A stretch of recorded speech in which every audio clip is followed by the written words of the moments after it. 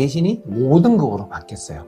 2028 체제에서는 내신이 1등급은 10%까지, 2등급은 34%까지 되기 때문에 대학 입장에서는 변별력이 상당히 없어지는 거죠. 네. 34%까지 아이들이 공부를 잘하는 아이인지 찾아낼 길이 쉽지 않기 때문에 네. 내신에 대한 어떤 보완 체제가 나오게 되는 것이죠. 서류를 세밀하게 들어볼 가능성이 있습니다. 면접도 일반적인 인성 면접이 아니라 지식을 물을 수도 있고 어떤 철학을 물을 수도 있고 네. 창의적인 문제 해결력을 물을 수도 있는 이런 심화된 면접의 형태가 내신의 변별력을 커버하기 위한 방법으로 도입되지 않겠느냐. 그래 가장 중요한 큰 변화가 수능이 선택 수능이 아니고 통합 수능으로 바뀌었습니다. 수능도 변별력이 줄어든다. 내신, 수능 이 두 가지에 대한 정량평가는 최선을 다해 준비해야 됩니다. 플러스 이 정성평가의 영역인 학교생활기록부를 정말 1학년부터 잘 준비해 나가는 기술이 필요할 텐데요. 네. 입학사정관이 평가하기가 가장 좋은 요소들이거든요. 최근에 이제 입학이 되면서 언급되기 시작한 역량이 새로운 개념이 하나 더 있어요. 성장 역량이라는 개념. 서울대학교 지금 28학번부터 하는 이 시스템은 고려대학이 2, 4학번부터 따라갔고 네. 그것을 연세대학이 2, 6학번으로 따라가고 또 경북대학이나 부산대학이나 이런 지방국립대학들도 다 이미 벌써 스타트하고 따라가고 있거든요. 모든 우리나라에 있는 200개 대학이 네. 그렇게 될 가능성이 있다.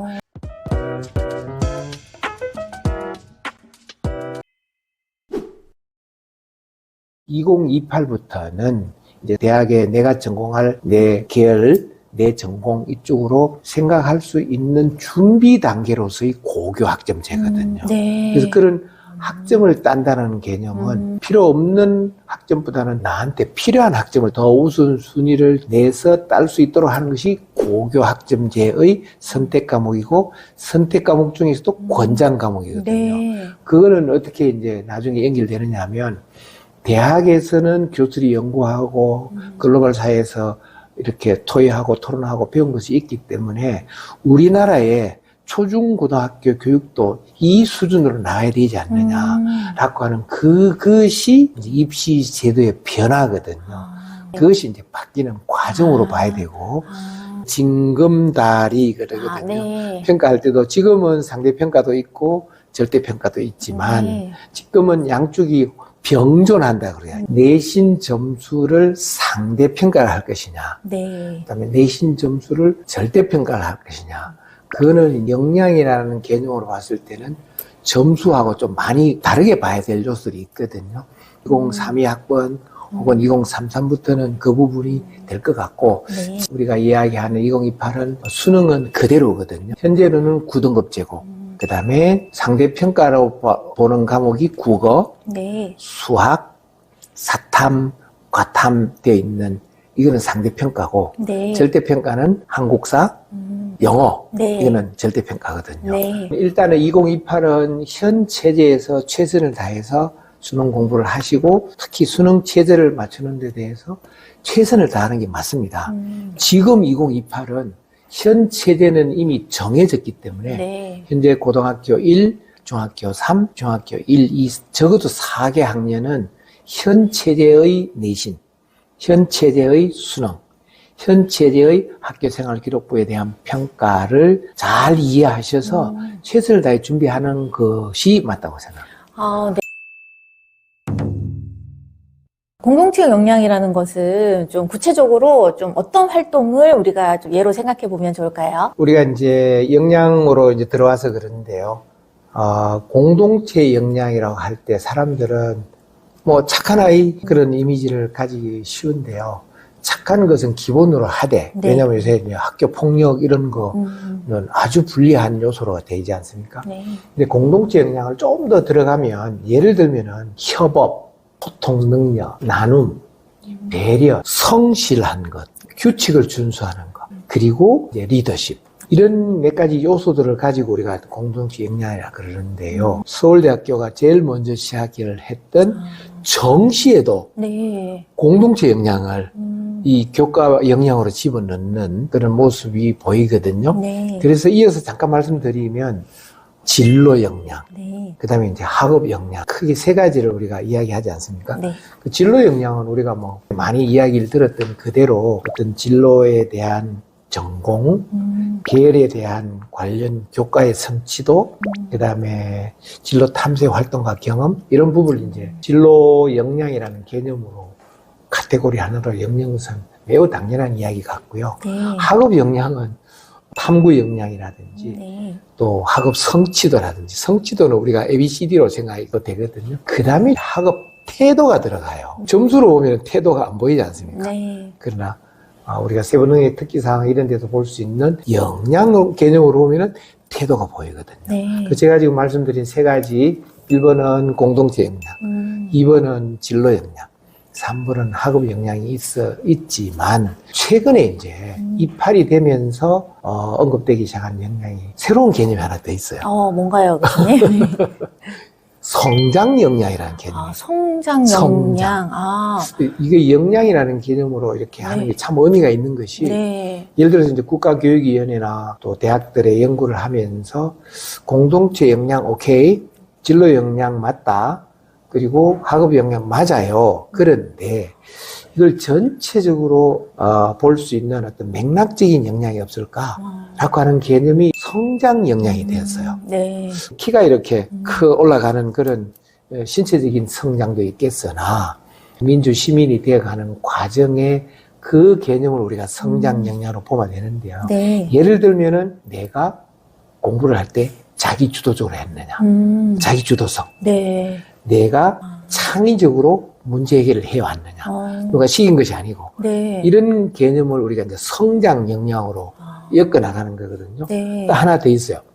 경험의 다양성.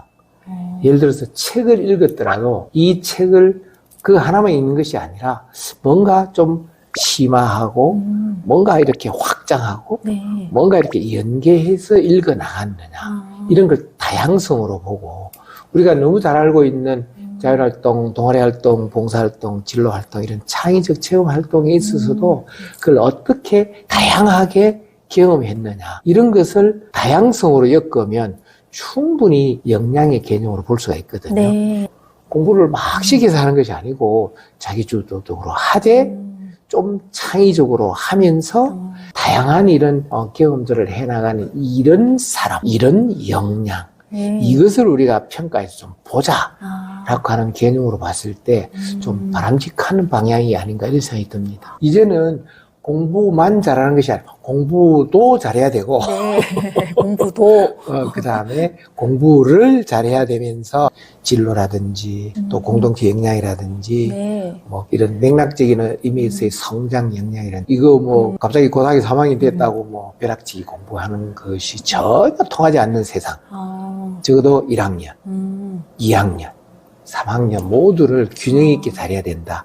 그럼 이제 부모님들 입장에서는 우리 이거 당장 대입을 준비한다고 이게 잘할 수 있는 게 아니라 예. 아이고 중학교 때부터 신경을 써야 되고 중학교 때 당장 잘 되는 게 아니니까 또 초등학교 때부터 좀 가정교육부터 좀 잘해야 되겠다 이런 생각도 하실 것 같거든요. 또 시야를 넓혀가지고 이런 것까지 좀 아셔야 좀 아이들의 이제 학업뿐만이 아니라 전반적으로 전인적인 성장까지 예. 이제 가져갈 수 있는 이런 또 교육을 함께 하실 수가 있겠네요. 맞아요. 서울대가 또 2028 대입안을 발표를 했고 또 서울대를 필두로 해서 또 다른 학교들도 이제 쭉 이제 발표를 했는데 학생들을 또 이런 부분에 중점을 두고 뽑겠다라고 발표한 부분에서 좀 중점을 두고 봐야 될 그런 점들이 좀 있을까요? 네.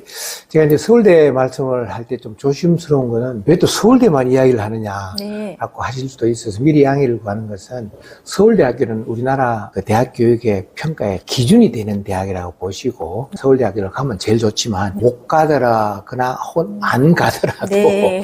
서울대가 시작을 하면 다른 국립대학도 시작할 가능성이 많고 네. 또 서울에 있는 좋은 대학들이 따라갈 가능성이 많기 때문에 어떤 서울대의 기준을 한번 보십시오라고 한 차원에서 말씀드리는데요. 네. 이제 2028 서울대를 보면은 분명한 게 있어요.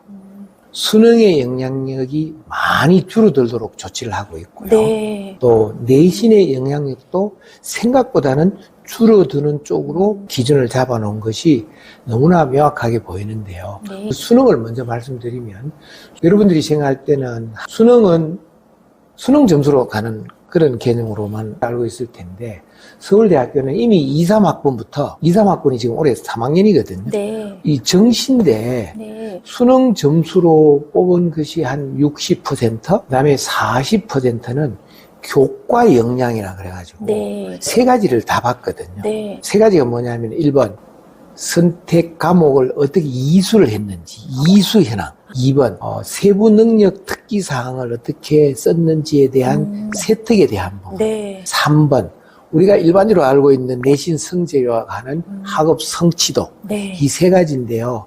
서울대학교 가는 학생을 기준으로 보면 학업 성취도가 나쁜 아이들은 없다고 봐야 되거든요. 네. 세부 능력 특기 사항은 고등학교에 있는 쌤들이 담임쌤과 교과목 쌤이 쭉 3년간 기록을 단체적으로 보기 때문에 엄청난 양의 정성 평가거든요. 네. 그리고 또 하나 더 있는 것이 서울대학교가 강조했던 그 권장 과목의 개념으로 혹은 우리 과를 오려면 어떻게 해오세요라고 하는 선택 과목의 개념으로 그걸 분명히 예고를 다 했기 때문에 네. 그걸 실제로 평가를 한다는 거죠. 네. 이제 서울대학교 정시에서 1번은 정시 점수로는 60%밖에 안 들어가고 깜짝 놀랄 일이죠, 네. 사실은. 40%가 아, 다른 교과 역량으로 네. 들어간다는 거. 그게 제일 크게 바뀐 네. 거고요. 너무 많이 바뀌었 많이 바뀐 거고요. 네. 그 사람들은 처음에는 교과 역량 그래서 내신 점수인 줄 알았는데 네. 그게 아니고 역량이기 때문에 네. 물론 성취도도 들어가지만 그보다 더 중요한 것은 선택 과목 이수 현황을 보고 네. 또 세부 능력 특기사항을 꼼꼼히 보면서 네. 공동체 역량을 전체로 아울러 보는 체제이기 때문에 서울대학교 지금 28학번부터 하는 이 시스템은 정시에 관한 한 크게 바뀐 겁니다. 네. 그것을 고려대학이 2, 4학번도 따라갔고 아, 네. 그것을 연세대학이 2, 6학번으로 따라가고 다른 성균관대학이나 경희대학도 다 그렇게 지금 따라가고 있는 추세고 네. 또 경북대학이나 부산대학이나 이런 지방 국립대학들도 다 이미 벌써 스타트하고 따라가고 있거든요. 네. 그래서 이런 개념으로 봤을 때 2028부터는 확실히 모든 우리나라에 있는 200개 대학이 네. 그렇게 될 가능성이 있다. 그걸 우리는 이제 선제적 효과라 그래요. 네. 다음 체제가 이러니까 미리 어떤 조치를 한다. 지금 26, 27도 그렇게 하는데 네. 2028은 당연히 그렇게 할 가능성이 많다라고 말씀드리고 싶고요. 크게 두 번째로 이야기할 수 있는 것이 이제 수시인데요. 서울대학교는 수시의 1단계를 2028부터는요. 정시에서 볼 수 있는 요소를 1단계에서 다 똑같이 봐버리는 거예요. 아, 1번 그 선택 과목 이수 현황, 네. 2번 학업 성취도, 3번 세부 능력 특기사항. 네.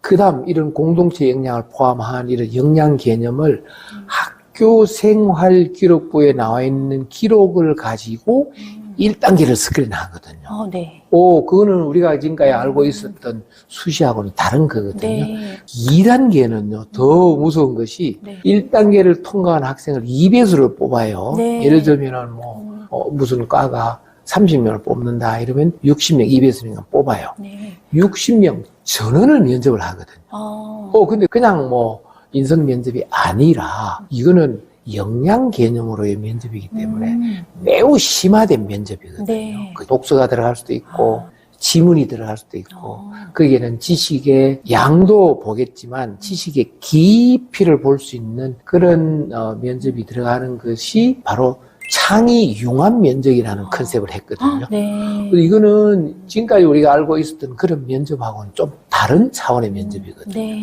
이것이 바로 서울대학교가 이야기하는 2028 면접입니다. 네. 평가 기준도 너무 많이 바뀌다 보니까 아이는 아이대로 힘들고 어렵고 부모님들도 스트레스가 많으실 것 같거든요. 예, 또 부모님들을 위해서 좀 조언 마지막으로 좀 한 말씀 부탁드릴까요? 저도 이번에 많은 학부형들을 현장에서 만나 뵙고 질문도 받아보고 또 이래 답변도 해드린 가운데서 어머님들의 그 고민 중에 하나는 특히 이제 2028을 진행하는 첫 해인 현재 고등학교 1학년 엄마들은 아무도 이 길을 가지 않았거든. 네. 평가 방법도 모르지, 고객학점제 준비 방법도 모르지, 선택 과목도 처음이지. 그래서 무엇을 해야 될지 엄청 힘들어 하시더라고요. 현재 고등학교 1학년 부모님들, 그 다음에 중학교 3학년, 2학년, 1학년까지는 같은 세트니까 제가 보기에는 이 입시의 전체적인 맥락을 좀 하셔야 될 것 같아요. 그걸 저는 이제 종합적 준비라고 말씀을 드리고 싶은데요. 쭉 제가 말씀드렸던 내용 중에 우리가 키워드로 접근했을 때 1번이 내신, 2번이 수능, 3번이 학교생활 기록부. 네. 이 개념으로 다시 저는 이제 마무리를 지어드리고 싶은데요. 학생들 입장에서는 그동안에는 내신만 중요했다. 물론 맞는 말이고, 그동안에는 수능이 중요했다. 맞는 말인데요. 이제는 2028은 그것은 아닙니다. 내신도 당연히 중요하고요. 수능도 중요합니다. 그건 당연히 해야 될 이야기인데요. 플러스 알파로 1학년, 2학년, 3학년 모두에 대한 학교생활 기록부를 전략적으로 잘 준비해 놓으셔야 나중에 선택의 폭이 넓어지고 대학의 선택의 폭도 넓어지고 학생도 성취도를 좀 더 잘 높일 수 있지 않느냐. 그래서 힘드시겠지만 혼자 하지 마시고 학교 선생님들이 꼭 여쭤보시고 대학에 계신 평가를 담당하시는 분들에게도 여쭤보셔서 우리나라에는 대학교육협의회에서 진행하는 대학 입학 상담 교사단도 있어요. 물어보시면 훨씬 더 세밀하게 알려주시기 때문에 네. 혼자 고민하지 마시고 엉뚱한 길로 가지 마시고 네. 주변에 물어보시고 상담해 보시고 좀 더 전문가에게 이렇게 정보를 공유하라고 말씀을 드리고 싶습니다. 국회수천